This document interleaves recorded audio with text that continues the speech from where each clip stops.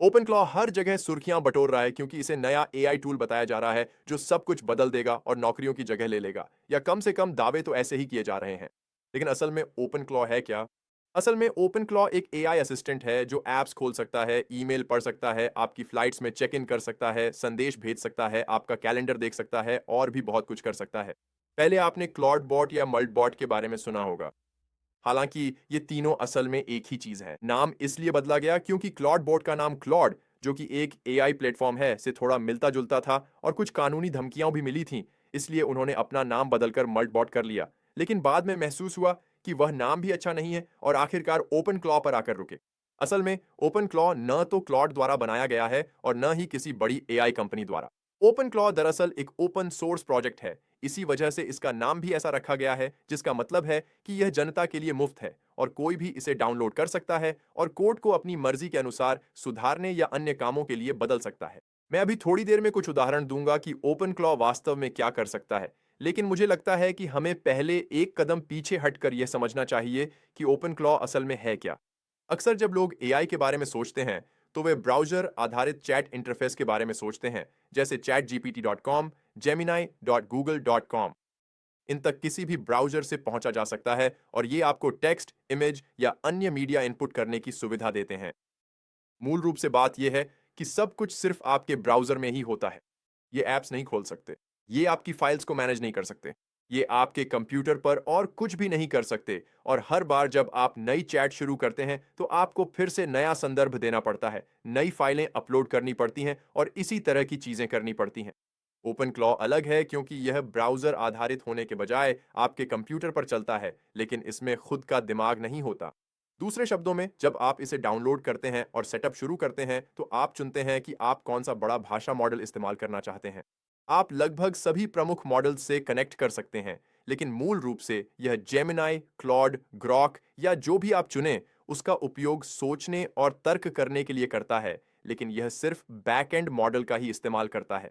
यह वास्तव में chatgpt.com पर नहीं जाता, क्योंकि यह आपके कंप्यूटर पर है, इसलिए यह वही एक्सेस कर सकता है जिसे आप अनुमति देते हैं। तो यहाँ सबसे बड़ी सुविधा यह है कि अब आपके पास सिर्फ एक बार में एक अनुरोध भेजने और ब्राउज़र इंटरफेस से निपटने से कहीं अधिक करने की क्षमता है। इससे आप फाइलें व्यवस्थित करें, ईमेल पढ़ें और सब पीडीएफ में समराइज करें, हजारों फाइलों का डेटा लेकर जानकारी स्प्रेडशीट में सहेजें। संभावनाएं अनंत हैं, लेकिन मूल रूप से यह एआई का एक ऐसा रूप है जिसे आप अपनी ज़रूरत के अनुसार कस्टमाइज कर सकते हैं। यह सभी बड़े भाषा मॉडल्स को, चाहे आप जो भी इस्तेमाल करना चाहें, लेता है और मूल रूप से उनका उपयोग सोचने और तर्क करने के लिए करता है और वास्तव में आपके कंप्यूटर पर कार्यात्मक चीजें करने में सक्षम है। लेकिन यहाँ कुछ और विवरण भी हैं। ओपन क्लॉ को शायद एक छोटे वेब डायग्राम के जरिए सबसे अच्छे तरीके से समझाया जा सकता है। बीच में आपके पास ओपन क्लॉ सॉफ्टवेयर है जो किसी कंप्यूटर पर चल रहा है, शायद आपके कंप्यूटर पर या शायद किसी और के कंप्यूटर पर। उससे जुड़ा एक बबल व इंटरफेस होगा जिसका आप उपयोग करते हैं। सिर्फ कमांड्स को हार्ड कोड करने के बजाय आमतौर पर लोग टेलीग्राम, स्लैक, व्हाट्सएप या किसी अन्य मैसेजिंग प्लेटफॉर्म का इस्तेमाल करते हैं, और इससे आपके लिए कहीं से भी कमांड भेजना बहुत आसान हो जाता है। अपने एआई असिस्टेंट से बात करने के लिए आपको अपने कंप्यूटर पर लॉग इन होने की ज़रूरत नहीं है। आप उससे जवाब मांग सकते हैं या उसे यह बता सकते हैं कि अगला कौन सा प्रोजेक्ट करना है। और जैसा कि मैंने कहा, यह लगभग सभी प्रमुख चैट प्लेटफॉर्म्स से जुड़ जाता है। एक और बबल वह होगा जिसे ओपन क्लॉ अपने ब्रेन के रूप में इस्तेमाल करता है। जैसा कि मैंने पहले बताया, आप चुन सकते हैं कि आपका एआई असिस्टेंट किस मॉडल पर चलेगा।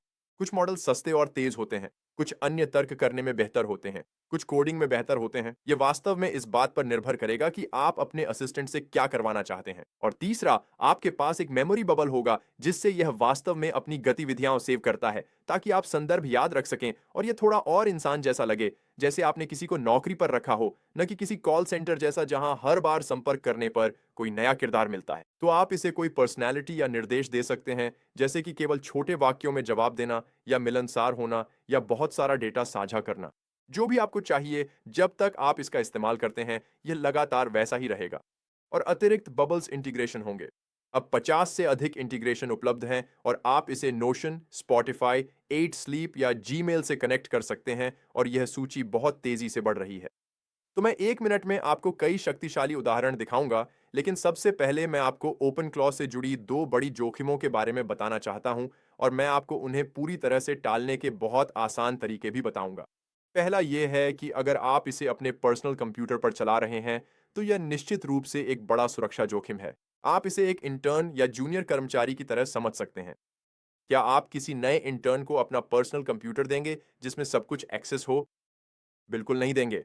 तो भले ही तकनीकी रूप से अपने पर्सनल कंप्यूटर का इस्तेमाल करना एक विकल्प है, लेकिन ज्यादातर लोग निम्नलिखित दो विकल्पों में से किसी एक को चुनते हैं क्योंकि इससे संभावित गलतियों या त्रुटियों से बचा जा सकता है, चाहे वो आपकी गलती हो या एआई की। जैसे, मैं नहीं चाहता कि ये गलती से मेरी पूरी हार्ड ड्राइव डिलीट कर दे और मेरी सारी पसंदीदा तस्वीरें खो जाएं। मैं नहीं चाहता कि ये मेरी बैंक स्टेटमेंट्स को ट्विटर पर अपलोड कर दे। ऐसी चीजें आप जानते हैं, इन्हें अलग रखना ही बेहतर होता है।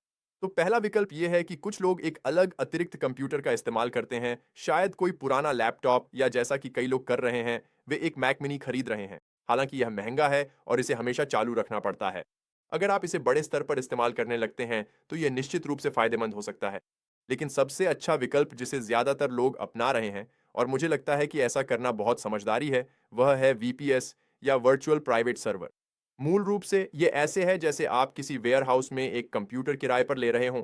जब तक आप इसका मासिक भुगतान करते हैं, ये आपका ही रहता है। ये काफ़ी सस्ते होते हैं और सेटअप करना भी आसान होता है। एआई क्रेडिट्स पहले से इंस्टॉल आते हैं।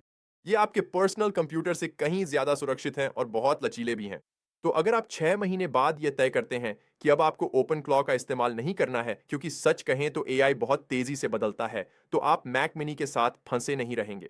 इसके बजाय आप बस अपनी योजना रद्द कर सकते हैं। साथ ही, अगर आप होस्टिंगर का वीपीएस चुनते हैं, तो आप सिर्फ एक क्लिक में ओपन क्लॉ सेटअप कर सकते हैं, जिससे यह शुरुआती लोगों के लिए बहुत बहुत आसान हो जाता है।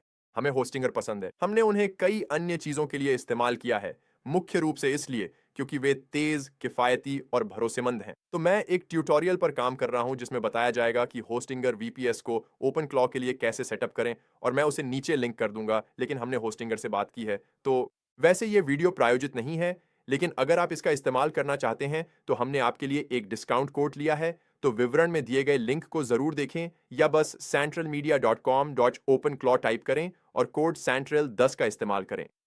ये एक एफिलिएट लिंक है, तो इससे आपको पैसे की बचत होती है और चैनल को भी सपोर्ट मिलता है।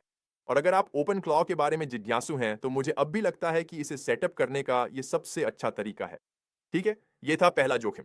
दूसरा जोखिम है टोकन की कीमतें। एआई ब्रेन का इस्तेमाल मुफ्त नहीं है।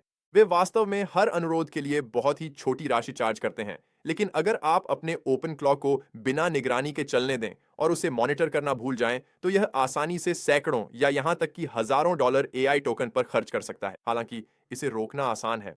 बस ये सुनिश्चित करें कि आप लिमिट सेट कर रहे हैं। अगर आप वाकई में चिंतित हैं, तो एक और अतिरिक्त सावधानी यह हो सकती है कि आप एक वीजा गिफ्ट कार्ड खरीद लें। इस तरह अगर आप उसमें $100 डालते हैं, तो आप कभी भी $100 से ज्यादा नहीं गंवाएंगे। तो चलिए कुछ उदाहरणों पर चलते हैं कि आप वास्तव में ओपन क्लॉ का इस्तेमाल कैसे कर सकते हैं। आप इससे असल में क्या कर सकते हैं? जैसा कि आप सोच सकते हैं, विकल्प अनगिनत हैं, लेकिन कुछ मुख्य चीजें हैं जिनके बारे में मैं सोच रहा था। पहला, आप एक इनवॉइस जनरेटर बना सकते हैं जो आपके ईमेल्स को पढ़ता है, डील्स और कॉन्टैक्ट्स की पहचान करता है, इनवॉइस बनाता है और फिर उन्हें एक फोल्डर में अच्छे से व्यवस्थित कर देता है, ताकि आप बाद में उन्हें रिव्यू कर सकें और सही समय पर भेज सकें। ये एक ऐसी चीज है, एक बिजनेस ओनर के तौर पर, जिसे मैं खुद नापसंद करता हूं, इनवॉइस बनाना। मैं हमेशा इन्हें भेजने में धीमा रहता हूं, और हां, ये वाकई में बहुत उपयोगी चीज होगी। दूसरा, आप एक ऐसा असिस्टेंट बना सकते हैं जो आने वाली मीटिंग्स की पहचान करता है और हर मीटिंग से 1 घंटा पहले प्रेप ब्रीफिंग्स तैयार करता है, जो फोल्डर्स, ईमेल्स और शायद इंटरनेट रिसर्च के आधार पर तैयार की जाती हैं। यह वाकई में बहुत उपयोगी हो सकता है, ताकि आप हमेशा मीटिंग के लिए तैयार रहें, बजाय इसके कि आपको खुद से खोजना पड़े और सोचना पड़े, अच्छा, यह मीटिंग असल में किस बारे में है, और आप मीटिंग के दौरान उतने तेज और उपयोगी नहीं रह पाते। तीसरी चीज, आप कुछ और व्यक्तिगत कामों के लिए भी कर सकते हैं। उदाहरण के लिए, शायद एक स्पॉटिफाई ट्रैकर बनाएं जो नए गाने रिलीज होने पर पहचान सके, या आपके लिए प्री ऑर्डर कॉन्सर्ट टिकट्स खरीदने के लिए सही समय पर कतार में लग जाए। आप यह भी कर सकते हैं कि यह हर सुबह रेडिट या एक्स से आपकी फीड का सारांश तैयार कर दे, ताकि आपको जल्दी से समझ आ जाए कि आपके लिए क्या महत्वपूर्ण है, इस आधार पर कि आप किसे फॉलो करते हैं और किन सबरेडिट्स में हैं। ओह,